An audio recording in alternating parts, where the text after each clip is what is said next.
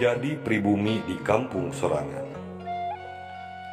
Waktu ngaguar pamikiran jeung lengkah nyata dina ngawangun pilemburan, gening teu cukup ku ayana anggaran anu ngagolontor ti APBN, APBD provinsi atawa APBD di kabupaten. Tapi anu leuwih utama, pangwangunan bisa ngawujud ku ayana hiji pamimpin anu mampu ngawujudkeun tina cita-cita warga kana prak-prakanana sacara nyata.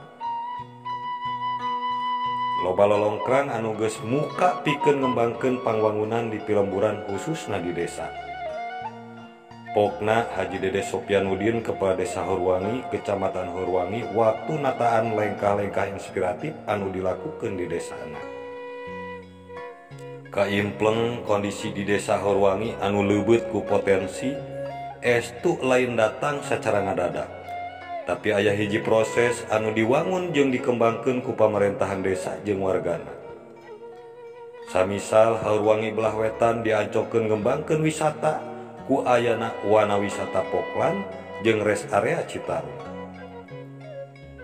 Atuh di tengah wilayah Desa Heuruwangi bakal dibangun pusat perbelanjaan anu ngilu kana perkembangan kiwari kalawan murni anu warga Heuruwangi.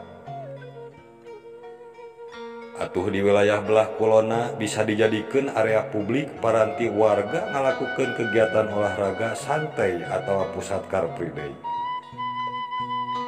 Atuh di pusat pelayanan desa tinangtu bakal ditata leuwih daria sangkan dina mere pelayanan ka wargana estu bener-bener dirojong fasilitas anu cukup nyaman. Bakal dijieun taman keur ngarojong kana nyamanna pelayanan. Atuh lahan parkir bakal disadiakeun malar warga anu keur narima pelayanan bisa tenang. Ceuk Haji Dede bari mere gambaran kana wewengkon anu baris dibangun. Tekad pikeun ngawujudkeun jadi pribumi di kampung sorangan tambah daria lantaran ku kiwari kota mah geus aya dina kawasan batur anu mibanda teknologi, pasar jeung modal. Tinggal lembur atawa pedesaan nu mata keur ngungkulan dina persaingan sangkan meunang. Haji Dede kalawan sumanget ngajak, hayu bangun ku inovasi, hayu bangun kreativitas rakyat, hayu bangkit, hayu membangun keur kemakmuran warga. Ibarat keur nyang hareupan turnamen atawa kompetisi matak ayana kitu di Heuruwangi oge keur ancang-ancang bakal aya rancangan salah sahiji kekuatan pangan di timur. Majuna lembur atawa desa lain ku batur tapi ditangtukeun ku dariana Pemdes jeung wargana sorangan.